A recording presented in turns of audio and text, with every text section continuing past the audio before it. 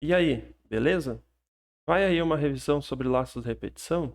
Pois bem, nesse vídeo vamos revisitar os laços para, enquanto, repita e vamos fazer também um comparativo entre eles. Tudo beleza? Nesse vídeo aqui a gente vai revisitar os laços de repetição que nós conhecemos recentemente, certo? Vamos lá. Quando usar cada tipo de laço? Então nós conhecemos primeiramente o laço de repetição para. Aí, na sequência, nós conhecemos o laço de repetição enquanto. E, por fim, nós conhecemos o laço de repetição repita, correto? E ali nós temos a estruturinha, né, de cada um deles. Qual a particularidade, né, de cada um, já que todos são laços de repetição? Todos são capazes de iterar inúmeras vezes, né, um determinado bloco de comandos. Então é o seguinte, no laço para, você usa ele quando você conhece exatamente o número de iterações. Beleza? Então, se o problema que você tem para resolver é algo como, por exemplo, some as 10 primeiras idades informadas pelo usuário. Ó, 10 primeiras idades. Então, tu já sabe que são 10 coisas que tu vai somar. Aí, então, você usa o laço para, porque ele é bem mais fácil de trabalhar com situações em que tu sabe exatamente quantas vezes fazer aquilo, certo? O laço enquanto ele já é mais indicado para situações em que você desconhece quantas vezes você vai ter que realizar aquela tarefa, quantas vezes ele vai ter que iterar, beleza? Mas você, apesar de não saber quantas vezes você vai fazer, você sabe em que momento deve parar. Aquele exemplo que eu tinha dado, né, alguns vídeos atrás. Ah, eu quero sacar dinheiro da minha conta até que o saldo fique igual a zero. Então, eu não sei quantas vezes eu vou sacar, mas eu sei quando que eu vou parar. Então, é nessa situação que você pode usar o laço enquanto.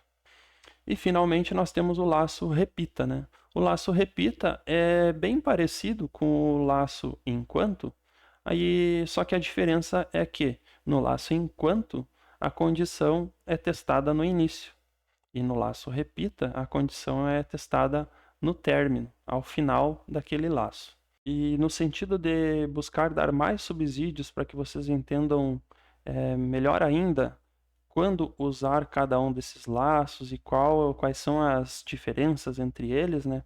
Nós vamos revisitar os algoritmos que nós escrevemos recentemente e que usam laços de repetição como esses aí que a gente acabou de abordar. Então vamos lá. Então eu vou aqui abrir os algoritmos.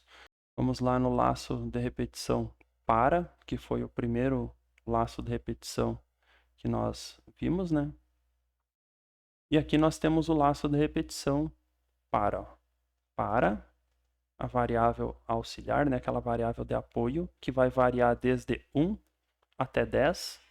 Lembrando que no laço de repetição para, essa variável auxiliar, ela varia de 1 em 1 até chegar no limite aqui que você definiu. E aí, então, ele executa isso que está aqui no interior do laço de repetição, tantas vezes quantas forem necessárias para que essa variável auxiliar vá de 1, neste caso, até 10, né, de 1 em 1. Beleza? Beleza. Vamos lá agora dar uma olhadinha no laço enquanto. Já aqui nesse algoritmo em que nós utilizamos o laço enquanto, que é este aqui, né? O que nós tínhamos aqui?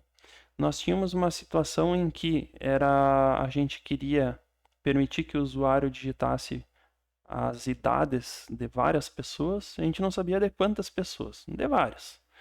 Mas a gente sabia que era para ficar lendo a idade de várias pessoas até que o usuário informasse então para uma determinada idade o valor de -1. Então, a gente não conhecia quantas idades seriam informadas, né? Mas a gente conhecia a condição de parada. Então, a gente usou o laço enquanto, né? E aqui está a condição, né? Enquanto a idade for diferente de -1, realiza isso que estiver aqui dentro. beleza? E perceba que a condição ela está no início do comando enquanto, né? No início do laço enquanto. Por fim, no laço repita, que foi o último que nós vimos, né? Ele funciona da seguinte maneira: ele é muito parecido com o laço enquanto. Ele também é um laço que a gente costuma utilizar em situações nas quais a gente não conhece a quantidade de interações, a gente não sabe quantas vezes aquela tarefa deve ser realizada, mas a gente sabe exatamente em que momento parar. E neste caso aqui, nós tínhamos uma situação em que era para ler a altura de várias pessoas, não se sabia quantas seriam essas pessoas, mas a gente sabia que era para ler até que o usuário digitasse a altura igual a 0. Aí isso era a condição de parada. Então, a gente não sabia quantas vezes era para fazer. A gente sabia que era para fazer até que aquela condição lá fosse atingida, né? E aí, então, a condição vai aqui no final do laço repita. Certinho? Então, com esse vídeo aí, espero ter ajudado vocês a entender melhor, né? Usar as características de cada um desses laços de repetição e em quais situações utilizar cada um deles. Beleza? Então, valeu e até o próximo vídeo.